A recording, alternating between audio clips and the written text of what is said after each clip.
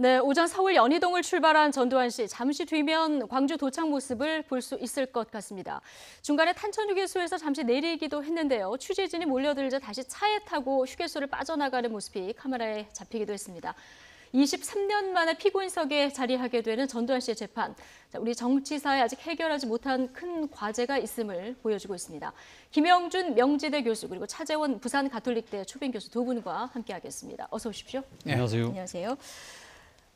취재 열기가 워낙 뜨거워서요.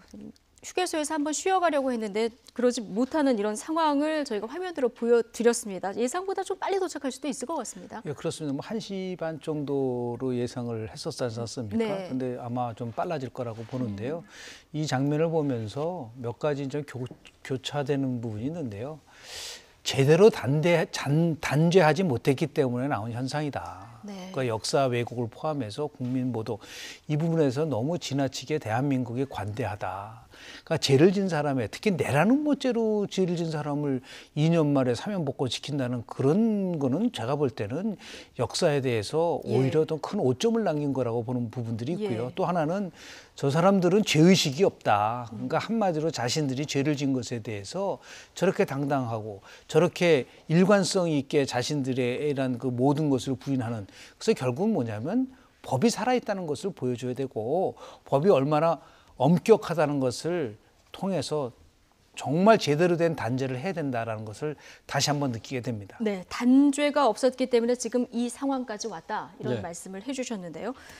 오늘 일단 연희동 자택 앞에서 재판을 위해서 출석하는 모습을 보셨는데 건강이 어느 정도 안 좋냐 이런 부분이 상당히 관심이었었거든요. 근데 뭐 취재진을 쭉 둘러보는 모습이라던가 혼자 차에 타는 모습을 보셨을 때 교수님은 어떻게 보셨습니까? 뭐 알려진 거와는 달리 상당히 건강해 보이더라고요. 뭐 다른 분들이 부축도 없이 이제 차를 타는 모습을 본다고 한다면 뭐 이제 연희동 측에서 했던 뭐 본인이 양치한 걸 금방 돌아서면 까먹는다 할 정도의 뭐 알츠하이머라든지 뭐 상당히 건강상의 문제를 들어서 그동안 재판을 기피해왔던 거 아닙니까? 그것이 결국 변명이지 않을까라는 생각이 들고요. 그리고 오늘 저는 뭐 전두환 씨의 출두를 보면서 이 말이 생각이 났습니다. 역사는 반복된다. 한 번은 비극으로 한 번은 희극으로라는 말이 생각이 들었는데요. 사실은 1995년 12월 달이죠. 당시 김영삼 대통령이 역사 바로 세우기 하면서 이 지금 신군부 세력들의 정권 탄찰에 대해서 상당히 그 사업적 단죄를 가하지 않습니까? 당시 이 전두환 씨가 그 골목 성명을 내고 난 뒤에 자신의 고향인 합천으로 가지 않았습니까? 그때 당시 취재 차량들이 뭐 헬기까지 뜨고 이랬는데 불과 지금 뭐 한 20년이 훨씬 넘었습니다만 그런 모습을 다시 또 보고 있는 이러한 이 그 장면을 제가 목도하면서 아 우리 역사가 아직까지 참 해결하지 못한 부분 이 그때 당시 제대로 된 그 단죄와 또 이 제대로 된 그 진정성 있는 사과와 진상 규명이 있었다고 한다면 이것이 되풀이될 수 있었겠는가 하는 안타까움과 아쉬움 이런 것이 상당히 좀 여러 가지 생각이 스쳐 지나갔습니다. 예, 두 분 다 이제 역사를 보면서 비슷한 의견을 주셨는데 그동안 뭐 광주는 멀다. 뭐 독감 때문에 못 간다 이래서 여러 차례 불출석을 해왔는데 이번에는 그래도 자진 출석하겠다 이렇게 입장을 밝히긴 했습니다. 이게 뭐 강제 구인하겠다 법원에서 이렇게 나오니까 그렇죠. 얘기가 나온 두 걸까요? 차례나 지금 실은 법정 출두를 거부했는데요. 구인장이 발부된 상태이기 때문에 엄밀하게 따지면 실은 저렇게 연희동 자택서서부터 실은 수갑을 채워야 돼요. 그러니까 구인하는 거기 때문에 그런데 뭐 여러 가지를 감안해서 일단은 광주 법원에 도착하면은 그때는 이제 구인을 하는 절차를 거친다라고 돼 있기 때문에. 근데 광주에서도 아마 수갑은 채우지 않을 거다 이런 얘기도 근데 엄밀하게 들리던데. 따지면 구인하는 거거든요. 그렇죠. 구인하는 건데 예를 들어서 뭐 전직 대통령이라 하더라도 법 원칙과 절차에 따라서 하는 것이지 그것을 저렇게까지 하지 않는 것, 그게 제가 보는 잘못된 관용이라는 거예요. 법의 엄격성을 좀 보여주고 더 나아가서 다시는 이런 일들이 일어나지 않을 수 있는 그런 것을 한다고 한다면 저는 뭐 전직 대통령 예우에 관한 거에서 경호도 하고 이렇게 하는 부분들이 있는데 실은 저렇게 내라는 모죄로 해서 된 사람들을 법원 주변에 저렇게 좀 1000여 명을 배치하고 더 나가서 경호까지 한다는 데 대해서 국민들이 좀 납득하기가 굉장히 어려운 부분들이 좀 있는 것 같습니다. 그런 의미에서 보면 뭐 그동안 나왔었던 말들을 보면 뭐 도저히 받아들이기 어려운 말들이 나오잖아요. 뭐 이순자 같은 경우는 뭐 전두환이를 보고 민주주의 아버지라고 얘기를 하질 않나. 그러니까 어떻게 이런 말들을 공공을 할 수 있다는 거는 그만큼 대한민국 사회를 우습게 보는 겁니다. 예. 지금 저게 아까 탄천육에서 잠시 내렸었던 그 모습이거든요. 취재진들이 피해자들에게 할 말이 없느냐 이 얘기를 듣고 알아듣고 이제 차로 다시 들어가는 모습을 볼 수 있거든요. 사실 뭐 전두환 씨가 지금 뭐 23년 만에 이제 법정에 다시 섭니다만 오늘 저는 사실 주목되는 부분이 과연 법정에서 어떠한 이야기를 할 것이냐의 네. 부분입니다. 사실 23년 동안 그동안 이 보여온 행태를 본다고 한다면 진정한 반성이나 사과는 하지 않을 것으로 보입니다만 어떻게 보면 본인의 그 연령이나 이런 걸 봤을 때는 아마 저는 역사적으로 마지막 기회가 아닐까 네. 진정성 있게 국민들에게 사과할 수 있는 마지막 기회가 아닐까 하는 생각인데 오늘 지금 앞서 뭐 말씀하신 것처럼 기자들이 지금 묻는 데에 대해서 아무 말도 하지 않았다. 그리고 또 그간의 이 재판 회피 과정을 본다고 한다면 저는 진정성 있는 사과와 반성을 하기 힘들지 않을까. 뭐 그런 모습을 미리 보여준 한 장면이지 않을까 하는 우려를 지금 갖고 있습니다. 예. 이 마지막 기회에 전두환 씨가 과연 직접적인 책임은 아니더라도 사과의 말을 전할까 이 부분이 굉장히 관심인데요. 김영준 교수님은 어떻게 보십니까? 저는 자신들이 알츠하이머 병이라는 걸 얘기를 하고 있지 않습니까? 법정에서 저는 엉뚱한 얘기를 할 가능성이 굉장히 높다고 봅니다. 그러니까 본질과는 전혀 상관없는 예. 뭐 그렇게 하면서 자기가 스스로 자기네들이 알츠하이머 병에 있다는 것을 보이기 위한 아주 굉장히 전략적으로 행동할 가능성이 굉장히 높기 때문에 이럴 경우에 과연 이것을 어떻게 처리할 것이냐는 것도 법원의 입장에서 재판부 입장에서는 굉장히 신중하게 고려해야 할 부분이라고 저는 보고요. 분명할 겁니다. 그동안의 행태를 보면은 우리가 상상하는 거 이상의 아주 엉뚱한 발언이 나올 가능성이 저는 굉장히 높기 때문에 그건 또다시 이제 공분을 사게 되고요. 자기네들은 봐라 이렇게 알츠하이머병을 일으키지 않느냐 바로 물어본 것도 대답을 못하지 않느냐 이런 식으로 나올 가능성이 굉장히 높기 때문에 이거는 정말 그런 의미에서 봤을 때 국민들을 기만한 것이 아니라 그러니까 모독하고 이건 역사에 대한 왜곡만이 아니라 단죄를 해야 된다라는 것을 다시 한번 우리가 목격하게 될 가능성이 저는 굉장히 크다고 봅니다. 사과의 말이 나오기는 어려울 것이다. 저는 뭐 오히려 반대로 나올 거라고 봅니다. 또 국민적 공분을 자극하는 말이 나오지 않으면 다행이다. 뭐 이렇게 얘기를 해주셨는데 지금 저희가 화면으로 전두환 씨를 태운 차량이 이동하는 모습을 화면 왼쪽에서 보여드리고 있습니다. 지금 고속도로를 달리고 있고요. 취재 차량들이 지금 따라 붙어서 이 경로를 추적해서 지금 같이 가고 있는 모습이고요. 그리고 화면 오른쪽에는 광주 두암 사거리 모습입니다. 이제 광주로 들어오게 되면 이곳을 거쳐서 광주지방법원으로 가게 되는데 저 광주 두암 사거리에 진입을 하게 되면 법원까지는 대략 한 5, 6분 정도면 도착을 한다고 합니다. 저희가 예상했던 시간보다는 조금 빨리 법원에 도착할 수도 있을 예정이라서 저희가 이 소식이 전해지는 대로 계속 보도를 해드리도록 하겠습니다. 자, 오늘 김영준 교수께서는 조금 전에 전두환 씨가 이제 사죄의 말 대신에 이제 국민의 공분을 자극하는 말을 하지 않으면 다행이다 뭐 이런 취지의 말씀을 해주셨는데 전두환 씨의 부인 이순자 씨도 이제 동행을 하지 않습니까? 그리고 방청객이 아니라 바로 옆에 이렇게 앉습니다. 그렇죠. 예. 지금 뭐 법원에서 그러니까 지금 동석을 허용한 이유가 신뢰관계인의 자격으로 동석을 허용했다고 신뢰관계, 그래요. 예, 신뢰관계인이라고 하니까 아마 뭐 두 사람은 부부니까 뭐 그리고 또 지금 전두환 씨가 상당히 좀 고령의 지금 그 연세다. 그리고 또 한편으로는 뭐 본인들 주장에 의하면 지금 이 소위 말 병자라는 거 아닙니까? 그렇기 때문에 아내의 조력이 필요하다고 아마 해서 이 지금 아마 법원에서는 허가를 한 것 같아요. 그런데 저는 그런 생각을 해봅니다. 아마 이순자 씨의 입장에서는 일종의 저는 좀 이 무언의 지금 시위를 하고 있지 않나 하는 생각이 듭니다. 왜냐하면 앞서 말씀하셨지만 이순자 씨가 최근에 상당히 망언을 했잖아요. 그러니까 지금 자신의 남편이 민주주의의 아버지라는 인식을 갖고 있는 분이 이 재판을 과연 용납하겠습니까? 그런 차원에서 본다고 한다면 아마도 자신의 남편이 사실은 좀 정신적으로 여러 가지 신체적으로 문제가 있다는 걸 갖다가 아마 이 지금 보여줌으로써 그런 측면도 있는 것이고 또 하나는 지금 뭡니까 자신이 지금 이 5.18에 대한 인식 자체가 이러한 생각을 갖고 있는 부분에 대해서 어떻게 보면 그럼 이순자 씨, 전두환 씨 측의 전략일 수도 있겠네요. 전략일 수 있는 거죠. 그러니까 80대 그러니까 노령의 부부가 그 서울서 강주까지 먼 길을 지금 동행해서 간다. 어떻게 일반적으로 단순하게 본다고 한다면 국민들 입장에서는 참 안 됐다. 좀 짠할 수 있는 이 동정 여론을 자극할 수 있다는 것이죠. 그리고 앞서도 제가 말씀드렸지만 본인이 지금 5.18에 대한 인식 자체가 완전히 왜곡돼 있잖아요. 이러한 분이 지금 그 법정에서 같이 앉아서 있다는 그 자체만으로도 저는 일종의 제2의 골목 설명과 같은 그 무언의 항의가 아닐까라는 생각이 듭니다. 예, 조금 전에 전두환 씨를 태운 차량이 광주 톨게이트를 통과했습니다. 여기서 두암 사거리까지는 한 20분 정도면 간다고 합니다. 그러니까 법원까지 하면은 대략 25분 정도면 앞으로 도착할 것 같은데요. 자, 알츠하이머 병을 이유로 지금 이순자 씨가 동행하는 거 일종의 전략일 수도 있다 이렇게 얘기를 해주셨는데, 근데 뭐 법원이 오늘 이 부분은 면밀히 이제 보겠습니다만은 알츠하이머라고 하는데 사실 골프장 가서 타수도 계산하는 그렇습니다. 이런 모습도 보여줘서요. 회고록이 2017년 4월에 나왔지 않습니까? 지금 2019년도 이제 3월인데요.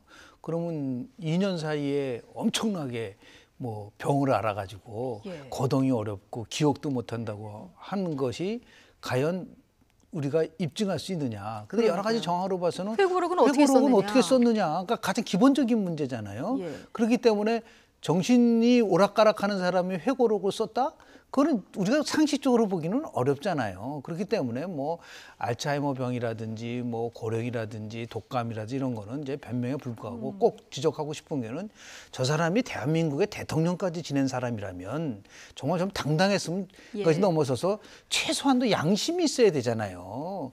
그런 지금 수많은 기회가 있었습니다. 그런데 나오는 발언을 보면은 뭐 29만 원밖에 없다는 말을 한다든지 뭐 국민들이 봤을 때는 뭐 전혀 납득할 수 없는 말들을 하면서 자기는 즐기고 돌아다니잖아요. 저게 미국 같았으면요. 지금도 감옥에 있어야 돼요. 한 150년 살아야 됩니다.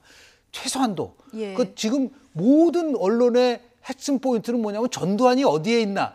이게 핵심이 돼야 되는데 저렇게 당당하게 대한민국을 할애할 수가 있는가. 그런 의미에서 봤을 때 이제는 뭐 이런 부분에 대해서는 무관행의 원칙이 지켜져야 되고 저분들을 예를 들어서 전두환이를 노태우를 사면 복권시킬 때 국민 통합 차원에서 저 사람은 국민 통합이 아니에요. 오히려 국민을 분열시키고 있는데 그럼 원래 사면 복권 자체도 잘못된 거다라고 할 정도 아니 응징을 보여줘야 된다. 예. 저걸 통해서 앞으로 아무리 전직 대통령이라 하더라도 잘못한 것에 대해서는 그냥 무분별하게 사면 복권해서는 안 된다는 것을 아주 함축적으로 보여주는 것이 아닌가 생각을 좀 합니다. 네. 5.18 관련 단체들도 이번만큼은 법적 처벌을 해달라 이걸 이제 기대하는 이런 분위기인데요.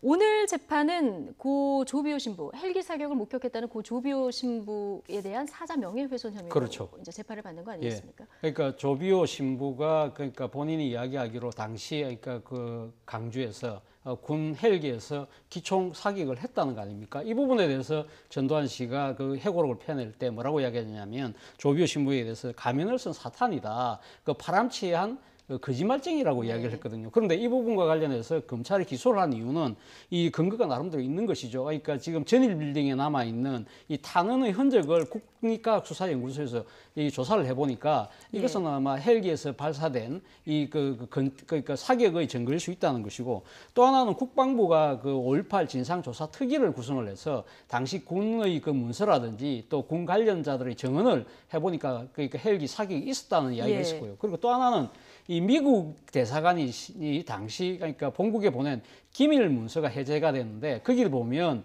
헬기 사격에 대한 경고 이야기가 나오고 실제 헬기 사격이 있었다는 이 지금 보고가 있다는 것이죠. 예. 이런 것을 근거로 했을 때 봤을 때는 전두환 씨의 주장 자체가 상당히 그러니까 사자 명예훼손에 해당될 수 있다는 것이 검찰의 그 기소 이유가 되는 것이죠. 어쨌든 헬기 사격이 있었다. 자, 이 부분에 대해서는 지금 국방부에서도 그렇고 말씀하신 대로 국과수에서도 그렇고 관련한 뭐 증거나 증언들 같은 것이 많이 나오는 상황이라 입증이 크게 무리가 없을 것이다. 법조계 전반의 의견인데 전두환 씨가 이걸 알았느냐, 이 부분에 대해서는 사실 알았느냐 몰랐느냐를 떠나서 입증을 해야 되는 문제가 남아있는 일단 거잖아요. 나쁘다는 게 뭐냐면요. 예. 2017년도 4월 달에 회고록이 나왔지 않습니까? 그런데 국가수가 2017년 1월에 발표를 했단 말이에요. 그거는 여러 가지 탄원을 보니까 헬기 사격, 그러니까 명확한 사실에 대한 묻이 있다고 한다면 본인이 몰랐다고 하지만은 그렇다면 주변에서도 만류해야죠. 이건 그렇지 않다. 사실이 그렇지 않다는 것을 얘기해야 되는데 오히려 3개월밖에 차이가 두질 않고 회고록을 발표했다는 것은 뭔가 의도를 가지고 자신들이 이 부분을 왜곡을 하려고 하는 명백한 나름대로의 의도가 있었던 거예요. 그렇게밖에 해석이 안 된다. 그런 의미에서 봤을 때 이거는 분명하게 뭐 조현호 전 경찰청장도 노무현 전 대통령에 대한 명예훼손으로 처벌을 받았지 않았습니까? 그런 면에서 봤을 때 분명하게 이것은 법적으로 시시비가 가려지겠지만은 명예훼손에 해당될 수 있는 부분은 명백하다라는 말씀을 좀 드립니다. 예, 지금 광주지방법원으로 달려가는 전두환 씨의 차량, 지금 고속도로 모습을 저희가 왼쪽에 보여드리고 있고요. 광주지방법원의 모습도 보여드리고 있습니다. 자, 화면 왼쪽에서 지금 화면이 좀 이동하고 있는데 광주지방법원 근처에 지금 경찰들이 상당히 많이 배치가 됐습니다. 12개 중대가 배치가 됐다고 하더라고요. 예, 만에 하나 있을지도 모를 불상사를 예방하려고 하는 것인데요. 예. 지금 그 사실 어떻게 보면 이번 재판의 당사자라고 할 수 있는 고 조비오 신부의 조카 조대영 신부께서 뭐라고 이야기를 했냐고 한다면 절대 폭력이 있어서는 안 된다. 전두환 씨에 대한 예. 여러 가지 항거와 저항의 목소리는 있을 수 있지만 폭력은 안 된다고 이야기를 했거든요. 대신 이 39년 동안 그 지금 강주의 아픔을 대변할 수 있는 뭐 플랜카드나 진짜 뭐 피켓 같은 걸로 시위를 해달라고 이야기했고, 이와 관련해서 또 5.18 그 단체에서도 회원들이 강주지방법을 인간띠를 형성을 해서 아마 삥둘러 살 거라고 그래요. 네. 그런 걸 통해서 일종의 그 만에 하나 있을지 모르는 불상사를 예방하겠다. 그래서 이런 걸 통해서 아마 강주 시민들의 성숙한 민주의식, 시민의식을 보여줌으로써 전두환 씨의 뻔뻔하고 아주 그 야만스러운 행위와 대비시키는 그러한 모습을 연출하려고 하는 것 같습니다. 그렇습니다. 80년 광주의 아픔을 아직도 간직하고 있을 분들인데 지금 광주 시민들 오늘 평화적으로 시위를 이어나가겠다. 이렇게 성숙한 시민의식을 또 보여주고 있습니다. 지금 오른쪽에 광주지방법원의 모습을 보여드리고 있습니다. 오늘 도착을 하게 되면은 정문이 아닌 쪽문으로 해서 법정으로 들어간다고 해요. 오히려 꼭 그렇게 할 필요가 있나요? 예를 들어서 지금 온 국민이 관심을 갖고 있는 상황 속에서 굳이 뭐 쪽문으로 들어가게끔 뭐 배려를 배려할 해줄 필요가 이유가 뭐가 없다. 있어요? 예. 그러니까 그것은 제가 볼 때 너무 과잉적으로, 물론 이제 불상사가 일어날까봐 이제 그런 그렇죠. 부분들도 있었겠지만 지금 얘기하면은 여러 면에서 봤을 때 우리 광주 시민들이 보여준 성숙한 시민의식의 그 상황에서 본다고 한다면 오히려 그것을 온 국민들이 바라보면서 이것이 역사적 응징을 할 수 있는 하나의 역사 교과서로 삼아야지 그것을 예. 쪽문으로 들어가서 그렇게 배려하는 것에 대해서는 좀 동의하기가 좀 어렵지 않나 좀 생각이 좀 듭니다. 예, 아마 말씀하신 대로 네. 경호상의 문제, 혹시 그렇습니다. 있을 네, 불상사를 그렇습니다. 차단하기 네. 위해서 아마 법원이 그런 판단을 했을 것 같은데 저 지금 고속도로를 향해서 광주지방법원으로 가는 길에도 경찰 차량이 동행하지 않습니까? 네. 이거는 어떻게 보면 전직 대통령을 지낸 사람에 대한 어떤 예우 이런 부분입니까? 그렇죠. 사실은 네. 뭐 전두환 씨 같은 경우는 내란 업무죄 때문에 무기징역을 받았지 않습니까? 물론 사면은 됐습니다만 전직 대통령 예우에 관한 법률 일때에 따라서 여러 가지 예우는 다 박탈됐습니다만 단 하나 이 이제 신변 경호 보호 문제는 그대로 지금 전직 대통령 예우에 관한 법에 의해서 지금 적용이 된다는 겁니다. 근데 사실 그래서 지금 그 연희동 그 자택에 대해서 집에 대해서 지금 경찰이 그동안 상당히 경비를 강화하고 해왔습니다만은 작년에 그 청와대 국민청원 게시판에 왜 이렇게 이 나쁜 그 행위를 비행을 저지른 전직 대통령이라고 해서 봐주느냐 그런 여론이 일었던 것이죠. 그래서 당시 경찰청장이 뭐라고 이야기를 했냐면 당장 이 지금 그 집을 그 경비하고 있는 인력 20%를 빼겠다. 그리고 올해는 전부 다 철수시키겠다. 그리고 또 이 그 본인이 나다닐 때의 경호 인력은 50%로 절감하겠다고 해서 그때 당시 10명의 경호 인력을 5명으로 줄인 바가 있습니다. 그럼에도 불구하고 지금 그 전직 대통령 자격에서 어쨌든 지금 그 멀리까지 강주에 가는데 이 과정에서 만에 하나 불상사가 있을 경우에 또 여러 가지 또 상당한 또 이 국민적인 또 뭡니까 일종의 상당히 그 여론의 분열이라든지 그런 것도 우려되기 때문에 서대문 경찰서 형사 과장을 중심으로 해서 지금 10명의 형사들이 같이 지금 이동을 하면서 이 경호 요원들과 함께 일종의 경비를 하고 있다고 합니다. 예. 국민적인 관심사이기 때문에 오늘 방송사마다 취재 차량들이 지금 뒤따라 붙어서 저렇게 차량을 따라가면서 취재하는 모습을 저희가 화면으로 계속 보여드리고 있는데요.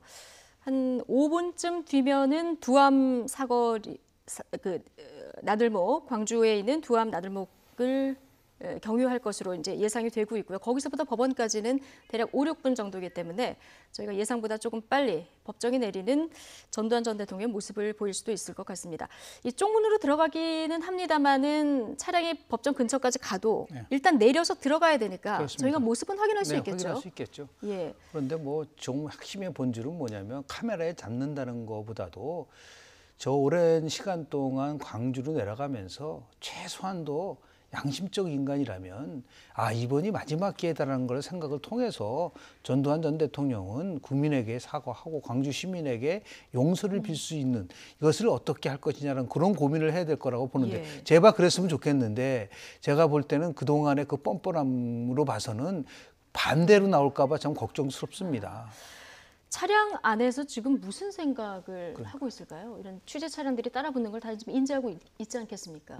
본인 입장에서는 아마 95년도 당시의 생각을 좀 떠올리고 있지 않을까 하는 생각이 듭니다. 앞서도 제가 말씀드렸습니다만 당시 골목 설명 발표하고 바로 합천 고향으로 내려가지 않습니까? 그렇죠. 그게 95년, 95년 아마 12월 달이죠. 그래서 바로 예. 검찰 수사관들이 따라가서 거기서 바로 구속영장을 집행을 하고 거기서 바로 다시 서울로 데리고 왔거든요. 그때 당시 뭐 좀 후일담이긴 합니다만 그때 당시 화장실도 들리지 않고 그냥 그 왔다는 뭐 그런 여러 가지 이야기들이 있었는데 아마 본인은 그런 생각을 할 거예요. 왜 지금 23년 만에 다시 이런 일이 벌어지고 있지? 그리고 아마 본인 스스로가 해고록에 대한 내가 그렇게 글 쓰지 말았을 걸 아쉬움과 만약에 한탄을 하고 있다고 한다면 저는 앞서도 제가 말씀드린 대로 어떻게 보면 역사에 본인이 마지막 화해를 할 수 있는 기회라는 생각이 든다는 것이죠. 사실 어떻게 보면 이 지금 조비오 신부에 대한 이 사자명예훼손에 대해서 아마 강주 시민 더 나아가서는 국민들이 전두환 씨의 구속과 구금보다는 정말 바라는 건 뭐겠습니까? 진짜 진정한 반성과 용서 그리고 화해의 목소리 아니겠습니까? 그리고 또 하나 바란다고 한다면 진짜 그 진상에 대한 규명에 자신이 어떤 식으로 협조하겠다는 식으로 지금 사실 발포 책임자도 지금 정확하게 알려지지 않고 또 그리고 상당한 또 안매장이 있었다고 하는데 그 부분조차도 아직까지 정확하게 드러나지 않았지 않습니까? 진정한 당시 그 총책임자로서 이제 역사의 화해 그리고 진상 규명에 대한 협조하는 자세 이런 것을 차 안에서 좀 떠올렸으면 어떨까 하는 바람을 갖고 있습니다. 예, 두 분 교수님의 이제 바람이신데 정작 진짜 전두환 씨가 이런 생각을 머릿속에 떠올리고 있을지 이건 좀 의문입니다. 정치권에서도 뭐 오늘 이 전두환 씨의 광주 행을 보면서 여러 가지 논평들을 내놨는데요. 대부분 이제 사죄해야 한다 이런 반응들이 많습니다. 한국당도 뭐 이런 부분에 동의를 하겠습니다만 약간 결이 다릅니다. 세간의 미진한 의혹을 해소해야 된다 이런 논평이 또 나왔거든요. 세진의 미진한 의혹이라는 거는 무슨 의미를 갖고 있는 거죠? 예를 들어서 제가 여쭤보려고 했습니다. 아니 그동안 진실이 벼랑간 의혹으로 바뀝니까? 진실은 진실인 거예요. 그동안 뭐 수없이 많은 부분 속에서 이 5.18 민주화운동과 관련된 거는 조사도 있었고 증언도 있었고 객관적 사실도 있었는데 그래서 저는 그 자유한국당이 논평을 할 때 이런 부분 속에서 좀 신중해야 될 것이고요. 그리고 국민들과 고공감할 수 있는 메시지가 나와야지 저렇게 두리뭉실로 해서 넘어가려고 생각한다고 한다면 가뜩이나 지금 5.18 망언 발언으로 자유한국당에 대한 이미지가 안 좋은 상황 속에서 오히려 더 단호하게 이 문제와 관련돼서 그 입장도 발표하고 메시지도 보내는 그런 쪽으로 여야가 모두 함께 한 목소리로 나타나야 되지 않느냐 생각을 합니다. 지금 전두환 씨를 태운 차량이 두암타운 사거리를 통과했다는 속보가 들어왔습니다. 이제 한 5분쯤 뒤면은 법원에 도착할 것 같습니다. 지금 그 정치권 반응들에 대해서 얘기를 하고 있었는데 오늘 연희동 자택 출발할 때 보니까 지만원 씨도 거기 있더라고요. 가짜 유공자를 색출하라 이런 목소리를 계속 내왔던 사람이고요. 그렇죠. 지금 보수단체 한 30명 정도 아침에 뭐 집회도 있었는데요. 저는 사실 이게 전두환 씨의 이런 좀 어떻게 보면 뻔뻔함이랄까요. 일종의 이제 대국민 사기극을 하는 이유 중에 하나는 저는 좀 일종의 기댈 언덕이 있다. 정치적으로 기댈 언덕이 있다. 바로 앞서 말씀하셨지만 자유한국당이 사실은 이 5.18을 바라보는 문제에 대해서 사실 과거의 진정한 반성 모드에서 뭔가 조금 변한 그러한 상황에 아마 일종 기대고 있는 것이 아닐까라는 생각이 듭니다. 사실 전두환 씨를 단죄했던 이 역사 바로 세우기를 주도했던 정당이 당시 지금 어떻게 보면 자유한국당의 전신이라고 할 수 있는 신한국당이었고 그때 그 김영삼 대통령이 사실 지금 이 성공한 쿠데타는 처벌할 수 없다는 그런 검찰의 논리를 뒤집고 사실 특별법을 만들어서 했지 않습니까? 그런 측면에서 본다고 한다면 자유한국당이 지금 보이고 있는 모습 그리고 전두환 씨가 지금 정치적으로 기대고 있는 모습 정말 안타깝고 정말 유감입니다. 전두환 씨 차량 잠시 뒤면은 광주지방법원에 도착할 예정이고요. 저희가 화면 오른쪽에 지금 광주지방법원 모습을 그 위쪽에서 내려다보는 모습을 보여드리고 있습니다. 광주 시민들 오늘 뭐 성숙한 시민의식으로 손팻말 그리고 인간띠 정도의 어떤 평화 시위를 하겠다 이렇게 밝힌 상황인데요. 지금 경찰들이 많이 배치가 돼서 경비가 굉장히 삼엄해진 이런 모습을 볼 수 있습니다. 자, 오늘 도착을 하게 됐을 때 법정 모습은 공개가 안 된다고 해요. 원래 법정 모습은 예. 결국은 이제 판사의 재량. 과거에 박근혜 전 대통령이 법원에 입장을 할 때 카트가 한번 잡힌 적이 예. 있습니다. 그거를 광주지방법원이 어떠한 판결을 내렸는지는 모르겠어요. 예를 들어서 화면을 잡을 수 있게끔 하는 것까지는 허용을 하는 것인지, 예. 아예 그 자체를 허용하지 않는 것인지에 대한 부분들이 있는데요.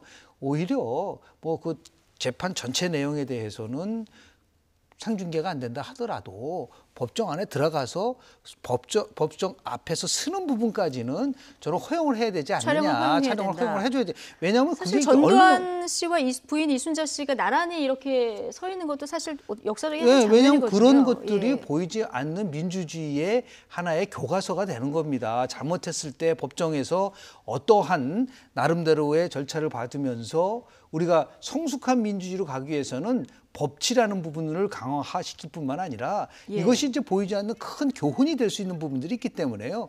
그런 면에서 봤을 때 네. 광주지방법원이 좀 허용을 하는 것도 좋지 않나 지금 말씀하시는 생각합니다. 동안 전두환 씨를 태운 차량이 광주지방법원에 도착하는 모습 화면으로 저희가 보여드리고 있습니다. 지금 정문이 아닌 뒤쪽으로 이제 가서 바로 이게 법정동에서 굉장히 가까운 쪽이라서 바로 들어갈 텐데 무슨 얘기를 한마디 할까요? 잠시 현장음 좀 올려볼까요?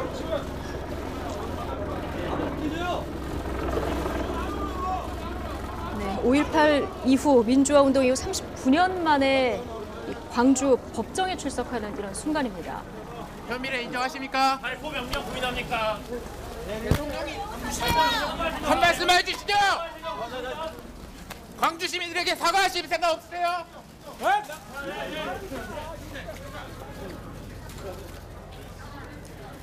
네, 광주 시민들에게 사과할 생각 없냐? 기자들도 상당히 격앙된 이런 네. 모습입니다. 아무 말 없이 지금 법정으로 들어가는 모습 보셨는데요. 혹시나가 역시나네요. 혹시나가 우리가, 역시나다. 예, 우리가 앞서 예. 말씀드렸습니다만 그간의 행태를 봐서 행적을 봤을 때는 은행을 봤을 때는 사실 진정한 반성과 사과를 하지 않을 거라고 봤는데 지금 뭐 사실 뭐 이 지금 강주에 본인이 사실 집권하는 기간 중에 5번 그 방문했다고 그래요. 네. 뭐 알려져 있다시피 본인이 강주를 방문할 때마다 그때 5.18 유족들을 딱 이거 시외각으로 강제로 뭡니까 이렇게 내보내고 그런 정도의 상당히 만행을 저질렀지 않습니까? 예. 계속적으로.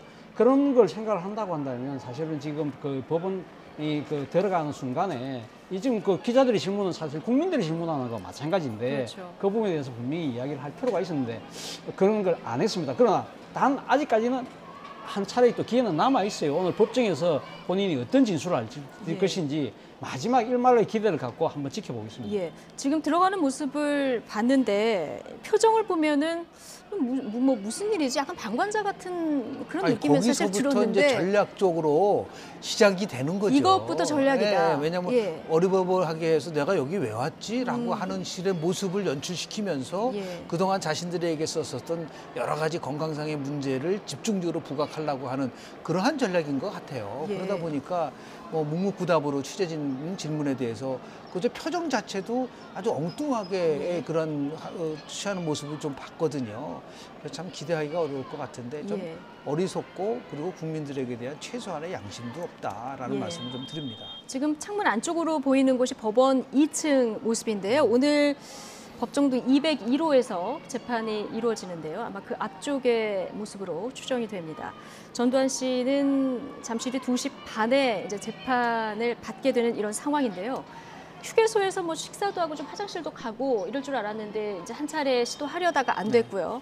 이렇게 되면은 들어가서 식사도 아마 하게 되는 이런 상황이 될 것 같습니다. 그럴 것 같습니다. 아무래도 뭐 지금 상당히 아침 일찍 집을 나섰기 때문에 예. 아마 이 점심을 거를 수는 없을 것 같고요. 어떤 식으로든 아마 식사를 할 것 같고 그리고 또 뭐 용변도 봐야 되지 않겠습니까? 그렇죠. 뭐 예. 그리고 또 이 그 연세가 있는 만큼 나름대로 또 심리적 안정을 취하고 나름대로 아마 재판에 대비하는 그런 여러 가지 모습을 보일 것 같습니다. 그런데 앞서도 뭐 말씀을 하셨지만 저는 참 안타까운 장면이 이런 식으로 국민들을 기만하고 아주 역사의 그 법정에 대한 이 죗값을 제대로 치르지 않은 이런 전직 대통령의 그러한 모습에 대해서 저는 뭐 역사적으로 기록할 필요가 있다. 네. 뭐 오늘 뭐 지금 재판부는 사실 구속 상태가 아니기 때문에 그래서 지금 법정 모습을 공개하는 것을 아마 끌었던 모양입니다만은 그러나 지금 그 대한민국의 민주주의에 대해서 이렇게 심대하게 해악을 끼친 사람들의 이런 단죄하는 모습을 그 역사적 기록이 남김으로써 후세가 얻을 교훈이라는 게 있지 않습니까? 그런 측면에서 보면 참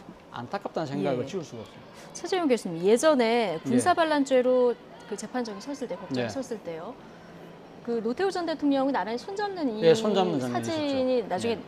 지금까지 남아 있지 않습니까? 이때는 법정에 어떻게 공개가 됐었던 거니까 아니면은 이 사진이 나중에 취재가 그때는 허용이 그러니까 돼서 이제 오프닝 장면은 그러니까 예. 스틸 사진과 그러니까 이 방송 카메라에게 공개가 예. 된 적이 있었죠. 그 부분에 대해서는 이 당시 상당히 역사적으로 상당히 주목받는 재판이었고 하기 때문에 그걸 갖다가 허용한 적이 있습니다. 그런데 이번에는 앞서도 제가 말씀드린 것처럼 아마 재판부 입장에서는 지금 이제 혐의 자체가 내란 업무죄가 아니라 이거 같은 경우는 지금 사자 명예훼손죄라는 예. 혐의의 그것도 있고 또 아마 고령이라는 측면 그리고 또 하나는 앞서 제가 이야기했습니다만 당신은 내란 업무죄에서 구속 상태에서 재판을 받는 것이었다고 한다면 이번에는 지금 불구속 상태다. 그렇죠. 아마 그런 예. 부분들을 여러 가지 감안을 했다고는 하지만 그럼에도 불구하고 아마 국민 정서가 좀 허용하기는 조금 아닌 것 같습니다.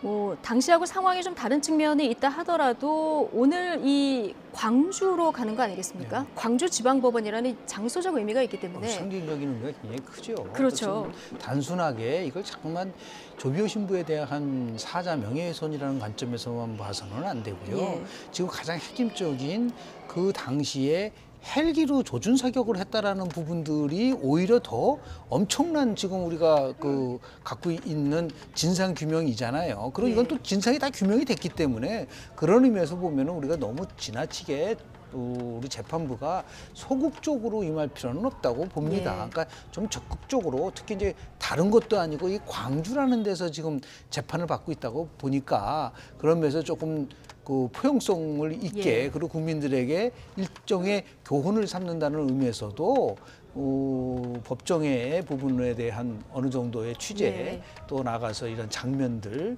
이런 것에 대한 그런 그 허용 여부를 좀 전향적으로 검토했으면 좋지 않았겠는가 좀 아마 생각 좀 아쉬움이 재판부도 있습니다. 이런 여론을 알고 있기 때문에 전체적인 법정 모습 공개 안 한다는 방침이지만 뭐 기록으로 남길 수 있는 뭐 사진이라든가 이런 거를 일부 허용할 수 있을지 이거는 조금 더 저희가 법정에서 들리는 소식으로 좀 판단을 해봐야 될 것 같고요. 오늘 광주 시민들 이 역사적인 장면을 현장에서 지켜보고 싶은 광주 시민들 많지 않겠습니까? 그렇죠. 추첨으로 방청권 그 추첨을 했었죠. 예, 뭐 추첨하는 장면을 제가 봤습니다만 예. 상당히 그 광주 시민들 입장에서는 좀 차분하게 또 이런 그 임하는 모습이었습니다만 그럼에도 불구하고 방청권에 당첨됐을 때 또 몇몇들을 상당히 또 조금 뭡니까 기뻐하는 모습을 보였는데 아마 본인들 입장에서는 상당히 광주의 비극적인 이 그 사태의 책임자가 현장에 와서 직접 증언한다. 아 역사의 정의는 어느 정도 실현되구나. 그 현장에서 예. 내가 그 현장을 지켜야 되겠다는 일종의 나름대로 뭐 이 시민으로서의 사명감이랄까요, 뭐 소명이랄까요 그런 부분들을 아마 이렇게 그런 기쁨을 아마 방청권 당첨됐을 때의 그런 그러니까요. 이렇게 예. 기쁨으로 나타내는 것이 아닐까 생각이 듭니다. 예. 잠시 뒤 2시 반부터 이제 한 2시간 정도 남았는데요.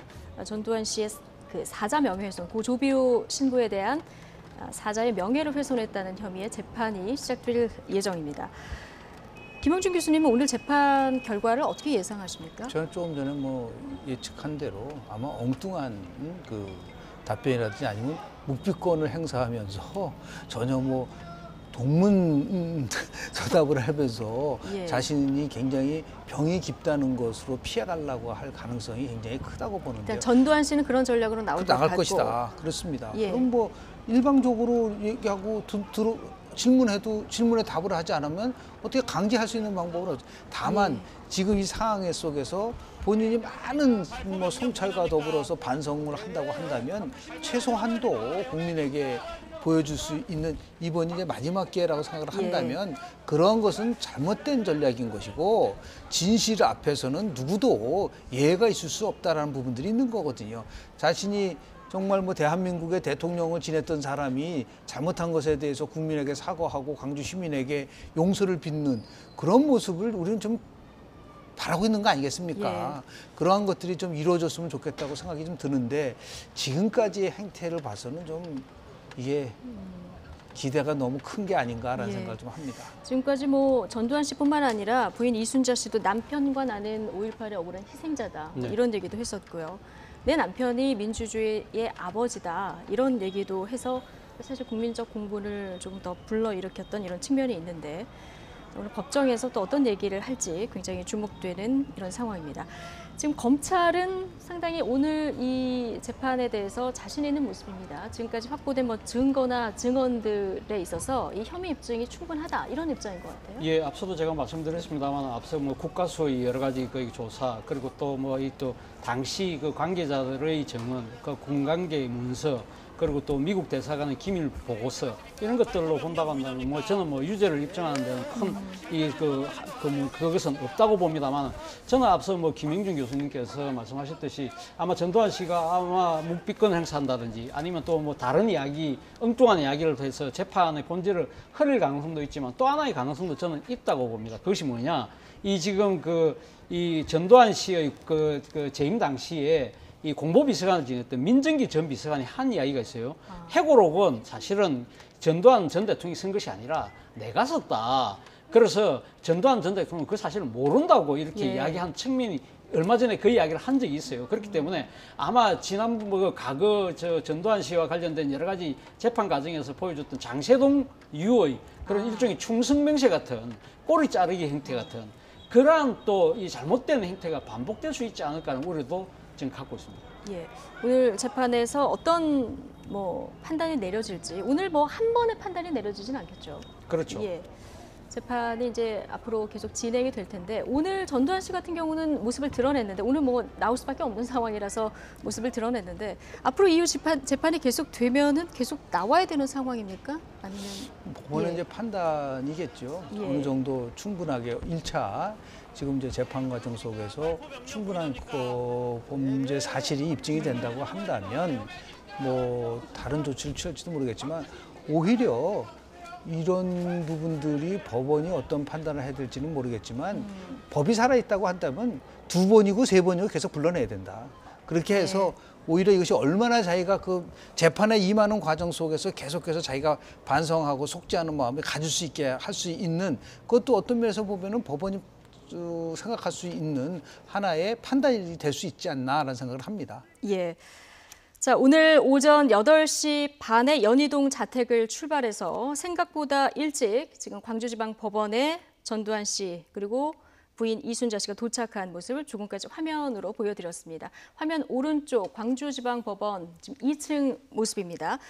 오늘 201호 법정에서 재판이 이루어지는데요. 아마 그 같은 측의 모습을 저희가 보여드리고 있고요. 전두환 씨가 법원에 도착할 때 모습 지금 화면 왼쪽으로 계속 보고 계신데요. 이때 기자들이 광주 시민들에게 사과할 마음이 없느냐, 헬기 사격했느냐 이런 질문들이 쏟아졌고 기자들의 반응도 굉장히 격앙된 그 목소리로 질문이 이어졌는데 자, 묵묵부답으로 법정으로 들어가는 모습까지 확인할 수 있었습니다.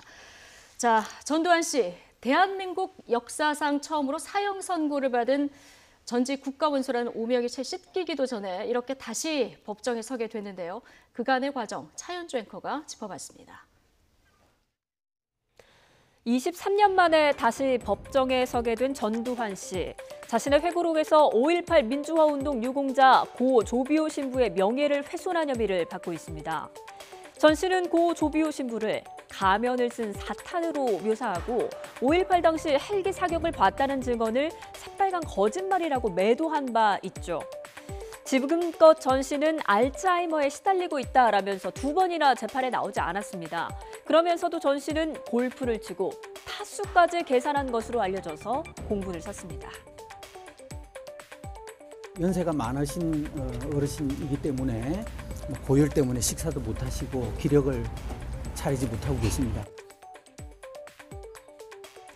23년 전 전두환 씨는 1심 법정에서 내란 목적 살인 등 13개 혐의로 사형을 선고받았죠.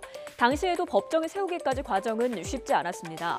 1995년 검찰 수사를 받게 되자 전 씨는 수사를 거부하는 이른바 골목 성명을 발표하고 곧바로 고향으로 내려가 버렸습니다. 이러한 검찰의 태도는 더 이상의 진상규명을 위한 것이라기보다는 다분히 현 정국의 정치적 필요에 따른 것이라고 보아 저는 검찰의 소환 요구 및 여타의 어떠한 조치에도 협조하지 않을 생각입니다. 하지만 사형 선고 이후 항소심에서 무기징역으로 감형됐고 이후 특별사면으로 풀려나 자유의 몸이 됐습니다. 여전히 반성은 없었고 5.18 피해 유족들의 아픔을 철저히 외면해왔습니다. 젊은 사람들이 나한테 대해서는 아직 감정이 안 된다. 내한테 당해보지도 않아놓고. 부인 이순자 씨 역시 남편을 민주주의의 아버지라고 불러서 국민송을 뒤집어 놨었죠. 부인과 함께 광주의 재판정에 서게 된 전 씨. 광주 시민은 무고한 희생에 대한 전 씨의 진정성 있는 사죄를 기대하고 있습니다. 네, 여러 가지 그동안 나왔었던 발언까지 들어봤었는데요. 이 중간에 나왔었던 젊은 사람들이 나한테 감정이 안 좋은가 봐. 나한테 당해보지도 않고. 이 이유를 정말 본인은 모르는 걸까요? 그렇게 말입니다. 사실은 어떻게 보면 역사는 현재와 과거의 대화라고 한다면 젊은 사람들이라고 한들 과거의 일이라고 해서 망가할 수는 없는 거 아닙니까? 그것이 어떻게 보면 오늘의 삶을 규정하고 있는 중요한 사건의 한 요소라고 생각한다면 젊은 사람들이 당연히 그 잘못된 역사를 알아야 되죠. 그리고 또 한편으로는 정말 이 발언 자체가 부적절하다는 것은 본인 스스로가 국민들한테 당해보라고 뭔가 나쁜 짓을 했다는 걸 스스로 인정하는 발언 아닙니까? 그렇다고 한다면 본인이 이 잘못한 부분에 대해서 왜 역사적으로 반성하지 않죠? 국민들 앞에 왜 대국민 사과하지 않죠? 왜 진정한 반성의 기초에서 역사적 하의 손짓을 내미지 않을까요? 이렇게 언제까지 이렇게 당당할 수 있나요? 저는 이런 측면에서 본다고 한다면 앞서도 여러 번 말씀드렸지만 진짜 마지막 기회 이게 꼭 놓치지 말길 바랍니다. 예. 지금 재판 전까지 전두환 씨는 피고인 대기실에서 지금 대기를 한다고 합니다. 여기서 이제 간단한 식사 뭐 이런 것들이 이루어질 것 같고요. 이후에 2시 반에 재판이 속개가 되고요. 12개 중대 1000여 명이 지금 배치가 된 이런 상황 화면으로 보셨는데요. 앞서 계속 이제 얘기가 나옵니다만은 전두환 전 대통령이 오늘 재판 결과에도 관심이 있습니다만은 법정에서 어떤 얘기를 할까 그렇습니다. 이 부분이 굉장히 관심이 되는 이런 상황이죠. 예, 저희가 지금 현장에 그 광주지방법원 앞에 취재 기자가 나가 있는데요. 명예훼손 재판은 2시 반, 잠시 뒤 2시 반에 이제 예정되어 있습니다. 전 씨가 법원에 도착한 모습을 조금 전에 이제 화면으로 보셨는데요. 자, 현장 분위기 어떤지 광주의 취재 기자 연결해서 들어보겠습니다. 자, 김범한 기자. 네, 광주지방법원에 나와 있습니다. 예, 오늘 예상보다 굉장히 빨리 도착을 했습니다. 네, 그렇습니다. 전두환 씨는 조금 전 12시 34분쯤에 이곳 광주지방법원에 도착했습니다. 예상보다 빨리 왔는데요.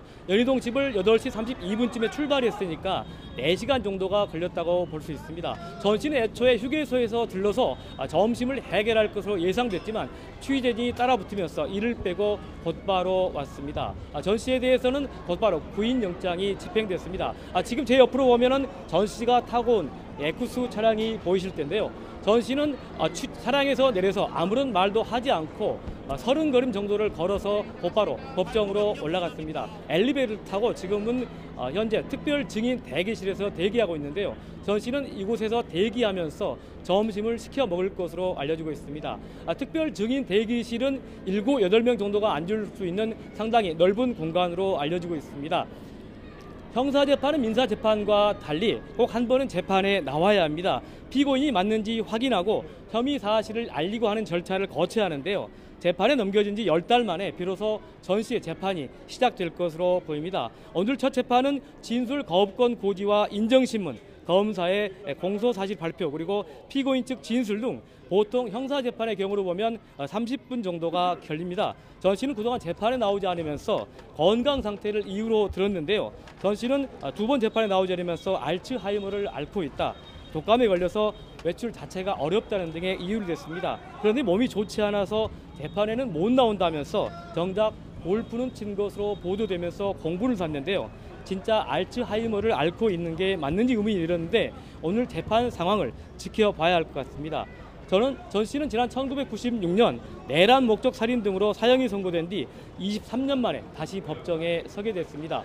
부인 이순자 씨도 나란히 법정에 앉을 예정입니다. 예. 자, 전 씨의 혐의가 사자 명예훼손인데요. 구체적으로 어떤 혐의입니까? 네, 말 그대로 돌아가신 분의 명예를 훼손했다는 겁니다. 사건의 발단은 지난 2017년으로 거슬러 올라갑니다. 당시 전 씨가 회고록을 냈는데요. 당시 회고록에서 전 씨는 5.18 때 헬기 기총소사를 봤다고 증언한 고 조비오 신부를 파렴치한 거짓말쟁이라고 비난했습니다. 조 신부는 5.18 민주화 운동의 대부 같은 인물입니다. 결국 조 신부의 조카가 전 씨를 고소했는데요.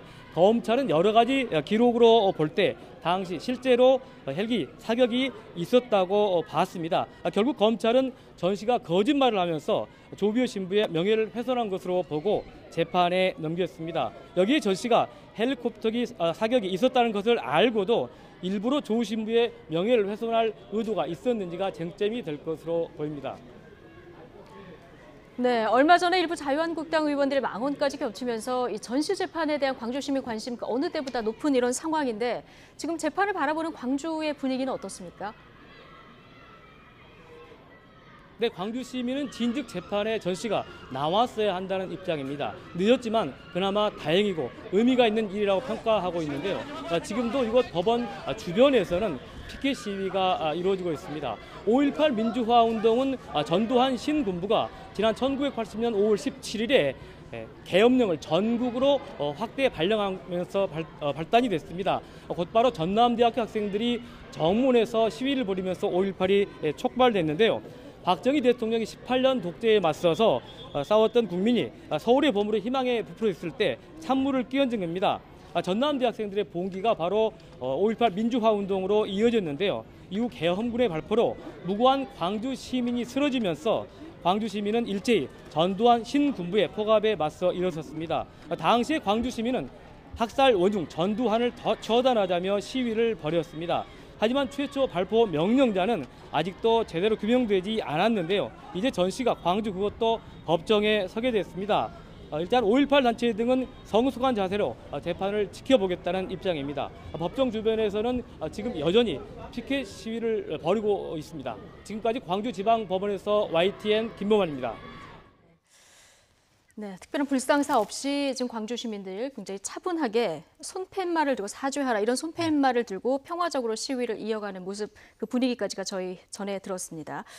그런데 피고인 전두환 씨를 바라보는 관련 단체들 이렇게 성숙한 시민의식을 보여주고는 있는데 법적 처벌과 관련해서는 이번만큼은 처벌돼야 된다 이런 입장입니다. 관련 입장 들어보시겠습니다.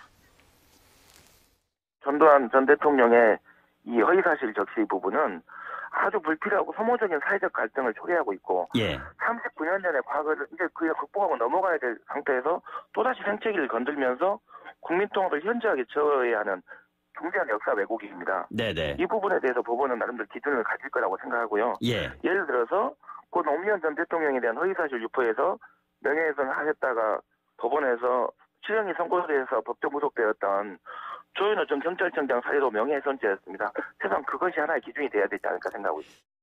네. 자, 지금 조현호 전 경찰청장의 사자 명예훼손에 대한 얘기를 예로 들면서 이번에도 또 하나의 기준이 돼야 된다 이런 입장 들어보셨습니다. 그렇습니다. 사자 명예훼손과 관련돼서 가장 중요한 거는 객관적 사실이 있느냐 없느냐라는 부분이 아니겠습니까? 그런데 저는 가톨릭 신자인데요. 그 조비오 신부는 가톨릭 사제입니다. 사제를 갖고 있는 분이 이 엄중한 사실에 대해서 어떠한 정치적 목적을 가지고 다른 말을 할 수 있겠습니까? 우리 얘기하는 사제의 양심을 걸고 얘기하는 부분들도 있는 것인데 그래서 여러 가지 정황으로 봐서 이거는 뭐 명백한 사실에 입각한 거기 때문에 그렇게 해서 그런 증언을 했는데요. 그거를 뭐 사탄이라고 얘기를 하질 않나, 뭐 거짓말쟁이라고 얘기하지 않나 이런 식으로 몰고 갔기 때문에 이거는 뭐 조현호 경찰청장도 노무현 전 대통령에 대해서 명예를 훼손해서 결국 시정 선고를 받았지 않습니까? 그와 같은 맥락 속에서 저는 이루어질 거라고 저는 봅니다. 네, 그렇다고 한다면은 이번 건도 역시 실형 가능성이 높다. 법조계에서는 이런 뭐 의견이 좀 많은 상황인 것 같습니다. 뭐 제가 봐도 뭐 실형 가능성이 상당히 높아 보입니다만 다만 하나의 변수라고 한다면 전두환 전 대통령의 그 고령과 그리고 아마 건강 상태가 아닐까 하는 생각이 드는데요.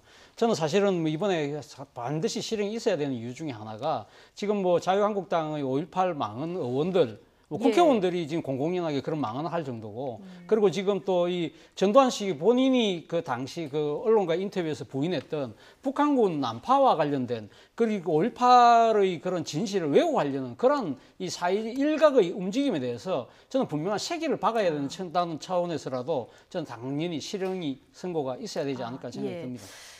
어떻게 보면 역사의 단죄가 이루어져야 이런 지금 얘기가 나오는 북한군 개입설이 지금도 나오는 이런 상황, 이런 것들을 앞으로는 막을 수 있다, 이런 의견이신데요. 그렇습니다. 김영준 교수님도 응징과 제가 처음 모두에 얘기한 것처럼 역사적 단죄를 해야지만이 모든 게 다 해결되거든요.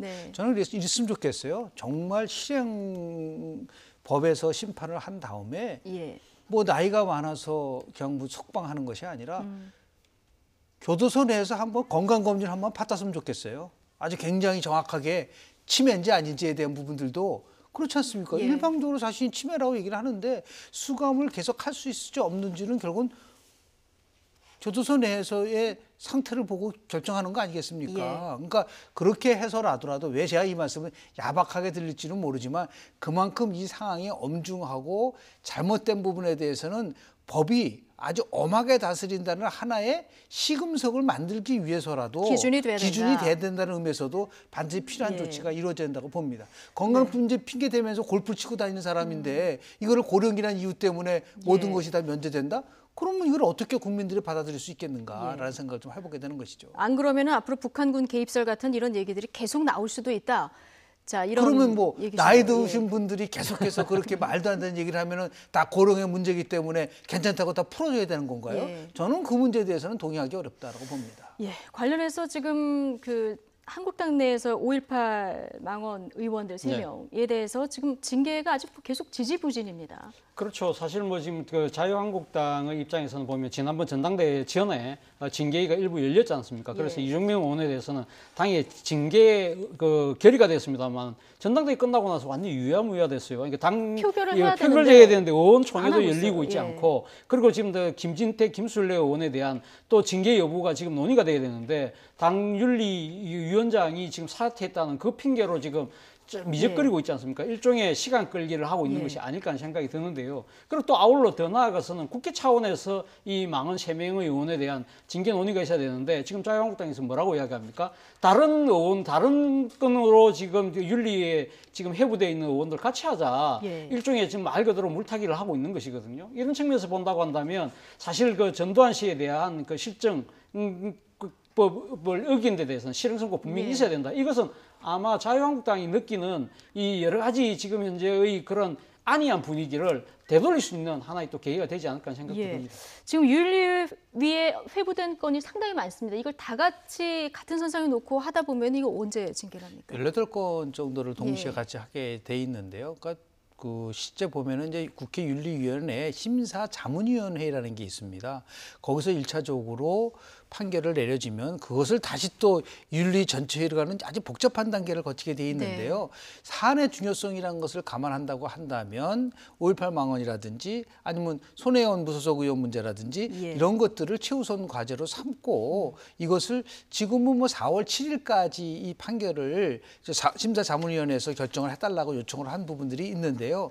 과연 이게 가능할 것인가에 대한 부분들도 있고, 그리고 더 나아가서 지금까지 단 한두 차례 정도 자기 본인이 스스로 물러나는 경우도 있지만은 징계라는 것이 거의 이루어지고 있는 부분들이 없기 때문에 저는 이 기회에 이 부분에 대한 부분들도 있지만은 이전에 특단의 조치를 취해서 지금 유명무실한 윤리특위를 빨리 해체시켜버리고 국회의장 산하에 윤리위원을 만들어서 그 윤리위원회 구성원을 3분의 2 이상을 외부 요인으로 쓰고 그리고 거기서 결정된 거는 본회의에서 3분의 2 이상이 반대하지 않으면 무조건 따라가게 하는 초강도의 윤리위원을 구성해야 된다. 윤리위원 구성 자체부터 다시 생각해야 된다. 왜냐하면 현재와 같은 상태에서 징계를 하라는 거는 이거는 나무에 가서 고기를 생선을 구하는 것 같은 이게 엿먹고에 불과하다. 그래서 일단 제도 자체도 다시 이게 조금 같이 점검할 필요가 있다. 정말 진정성을 보이려고 한다면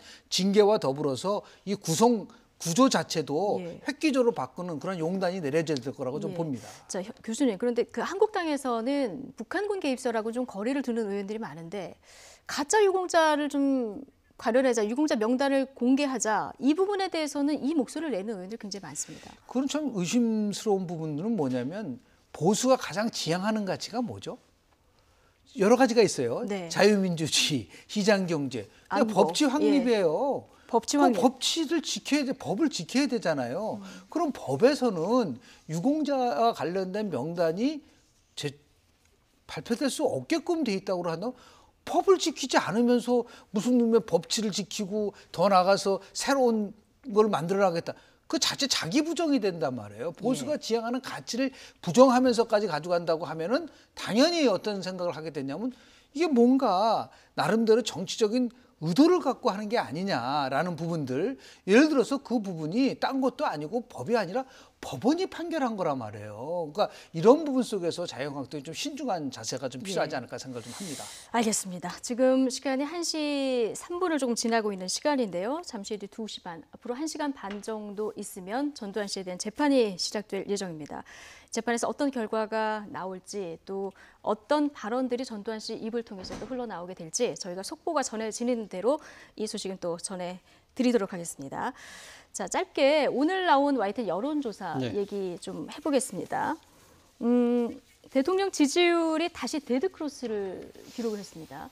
예, 지금 보면 그 문재인 정부에 대한 지지율 자체가 사실 좀 부정평가가 긍정평가를 앞서는 그런 상황이 지금 발생했습니다. 그걸 소위 말해서 데드크로스라고 그러는데 사실 이것이 처음은 아닙니다. 지난번 1월 달인가요? 그러니까 한 9주 전에 신재민 전 사무관의 그런 여러 가지 논란이 있을 때 그때도 잠시 한 번이 그러니까 또 이 데드크로스가 생겼던 것이죠. 그런데 문제는 앞으로 지금 이제 문재인 정부의 그 국정수행평가에 대한 이 지지율 추이 자체가 사실 지금 조금 지금 하향세라는 겁니다. 그 부분을 아마 그 이후로는 뭐 여러 가지가 이유가 있겠지만 당장은 2차 북미 정상회담의 그 결렬 그리고 또 이에 따른 북한의 지금 미사일 시험장의 복구 움직임 그런 그 부분들도 있고 또 민생과 관련해서 미세먼지 문제에 대해서 정부의 그 대책과 이런 것들이 상당히 소홀했다. 뭐 그런 부분들도 작용을 하고 있는 것 같고요. 또 상대적으로 지금 그 자유한국당이 제1야당인데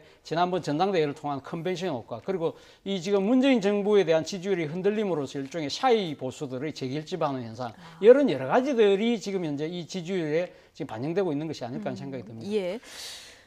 예, 지난 12월 24일 날서부터 26일까지 한 12월 4주째 데드클로스가 있었어요.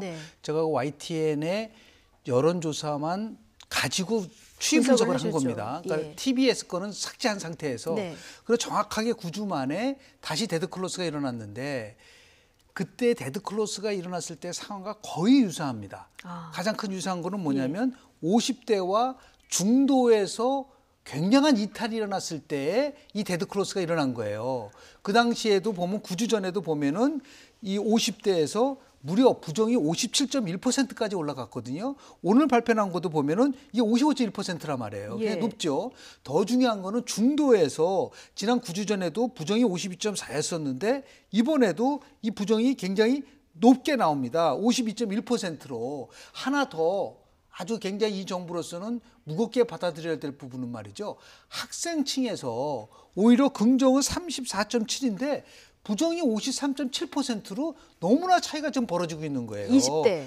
아니 학생층에서. 그보다 더 내려간. 더 훨씬 내려간 거죠. 학생층에서. 이런 부분들이 앞으로 더욱더 이게 골든크로스로 가기에는 상당히 어려운 점. 이번에는 또 중요한 거는 뭐냐면 지난주까지만 해도 PK가 선방이 됐었는데 이번 주는 PK 조수가 굉장히 많이 떨어졌어요. 그러니까 PK 50대 그리고 학생층, 중도 이 4대 계층에서의 엄청난 이 격차 변화가 일어나면서 나오는 현상이기 때문에 이것을 그냥 방치해서는 안 된다. 그러니까 다시 얘기해서 정부가 나름대로 경제 문제를 포함해서 특히 학생이라든지 20대 같은 경우는 이 일자리 문제들 포함해서 민생과 관련된 문제 속에서 좀 더 적극적으로 행보를 좀 보여야 되지 않나요? 자꾸만 정치적인 쟁점 문제, 선거제도 문제라든지 뭐 예를 들어 북한에 대한 문제, 우리가 대북 문제라든지 이런 것도 물론 중요하지만 국민들은 지금 굉장히 어렵다는 것을 반증하고 또 반증하는 거기 때문에 민생에 훨씬 더 많은 비중을 두지 않으면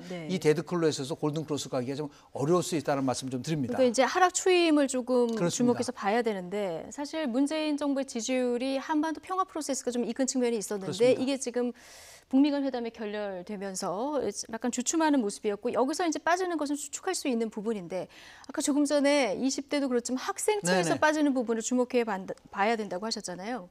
지난주에 미세먼지 같은 경우 굉장히 그 이슈가 됐었었는데 이런 그 생활에 닿는 이런 부분들이 상당한 어떤 영향이 있다고 특히 보십니까? 이제 최근에 여론의 흐름의 가장 큰 특징은 뭐냐면요.